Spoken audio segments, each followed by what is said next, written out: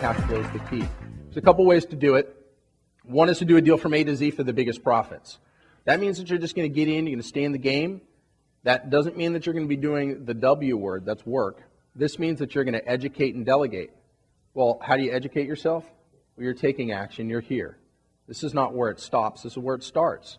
You guys are here, you get educated, and you understand how to delegate those responsibilities. I don't send my acquisition team out there to go manage property. Ron, we're working on a deal, and on the East Coast, he's not going to go live on the East Coast. He's a West Coast person. You don't go live at the property. You don't manage the property. This is all done from afar. This is done from the comfort of your living room. And that's why we're here, is because I'm going to share these strategies and techniques. Cell phones to vibrate. I'm going to share these strategies and techniques so that way you guys can move forward and get this done. All right. So doing a deal from A to Z for the biggest profits is the way that we move in. And we capitalize on all that opportunity. Or the second way to do it is to quickly move in, find the deal, and assign it for the fastest profits.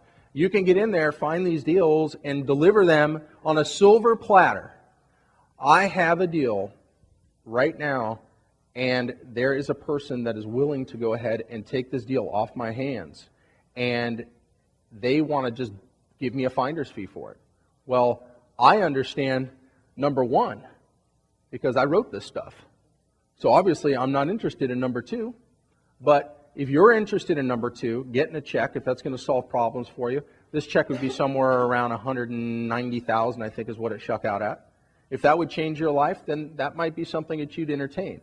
But I'll tell you, the day you do it, you're going to realize you gave up the opportunity for positive cash flow. And it doesn't take all that long to turn properties around and make them happen. Some take longer than others, right? And there's inherent risk in everything that we do. There was inherent risk for you coming through the door this morning from wherever you came from, even if you came down from the elevator. There's risk if you're listening to these audio CDs and you're driving down the street, you're listening to my voice and not watching the road, okay? There's risk in everything that we do. So what we want to do is minimize our risk, and the way we do that is we do pre-contract due diligence. We have multiple exit strategies. We understand commercial real estate is a business, not a game. This is not a game. This is a business. And it's a big business. But the good thing about it is you don't have to show your face. See, I don't go fly out and look at property. There's no need for me to do that. I did that.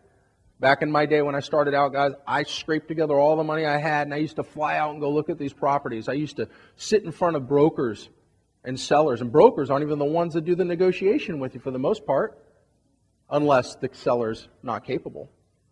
But I'd sit here and I'd negotiate back and forth with brokers and sellers face to face, and I didn't get it just yet, way back when. I just didn't get it. I didn't understand the dynamics until I realized that the key to success is to deal with motivated people that want to do business with you, not people asking retail.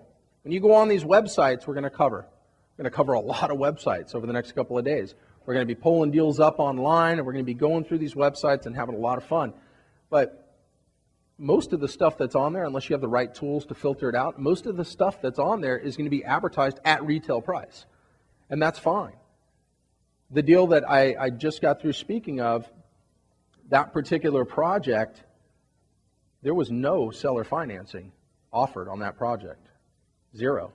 And now they're willing to give us 36 months at 6% interest. And there's a reason for that, because we looked at some other key identifiers. And when I spoke with the seller, he said no, they wouldn't entertain seller financing until I said some magic words, until I unfolded the reason why. The only way we could take down the project is to get creative terms like seller financing. And they understood and they got it. And these folks that are out there, brokers, do we have any brokers in the room? Raise your hand. Okay. And brokers in commercial, guys, it's much, much different. The dynamics of brokers in commercial are much different than residential. In residential, you're told to do what? FSBO, for sale by owner. Why? Why? Well, the reason being is there's not a lot of money there. So you want to go ahead and not have to pay that 3 to 6% commission. Well, in commercial, we use brokers for a lot of different reasons. They can help with negotiation. If they're on your side, you can play good cop, bad cop. We're going to talk about all this stuff when we get into negotiations. But I truly want you guys to understand commercial real estate is where it's at. It's how it all happens. When you sell that property on number 2 and assign it for the fastest profits, you can deliver that property to any real estate investment association group. You can deliver them to me as a finder's fee for Bird Dog. You can deliver them to just about anybody who's got deep pockets.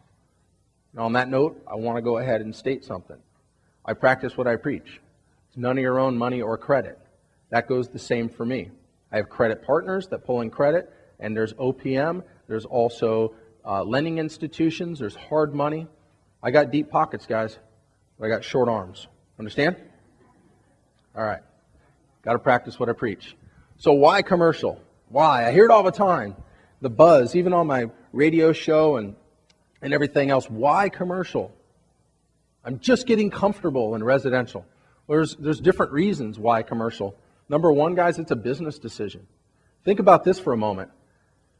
When it comes to commercial, it's nothing more than a business decision. You got an asset and you got a liability. And an asset is something that's income producing, and a liability is something that's not income producing. Well, it doesn't mean that the property has to be a dog, meaning that it's less attractive. It can be a great looking, pretty property with a super motivated seller. And because of that reason, and the seller's motivated, maybe they're feuding partners, we're going to talk about reasons why later, but there is bigger profits on these deals. There's huge profits on these deals. And commercial's the next big wave. I mentioned Wall Street. I mentioned the fact that we all know liquidity is drying up across the nation. If the deals aren't cash flowing, it's going to be harder to bring in institutional type funds, which we're going to talk about money in the days to come. That's good old bank financing. But one of the things I want you to recognize is that when you're buying property at 30 to 50 cents on the dollar, and it appraises for, say, $1 million, and you're buying it at 30 cents on the dollar, you're paying $300,000. That's $700,000 in paper equity, right? But my rule is double and triple. My double-triple rule means at the end of the day, once we put that property to its highest and best use, it's going to be worth anywhere between $2.5 to $3.5 million. So you buy a property at $300,000 with great terms, seller financing, and other great terms that we're going to be talking about in the days to come. And then at the end of the day, once you put the mechanics together and facilitate just a little bit of money for marketing expense, maybe a little light rehab, whatever the combination is, we're going to be discussing many deals here and talking about that. But at the end of the day, the thing's worth $3.5 million or more. What about if it's worth $10 million? I mean, these properties are out there. There's the dynamics of conventional wisdom says look for a cap rate, which is a measuring stick. We're going to define that as well later. And they say look for the cap rate. If it doesn't have a great cap, we're not interested. Well, they're missing the boat.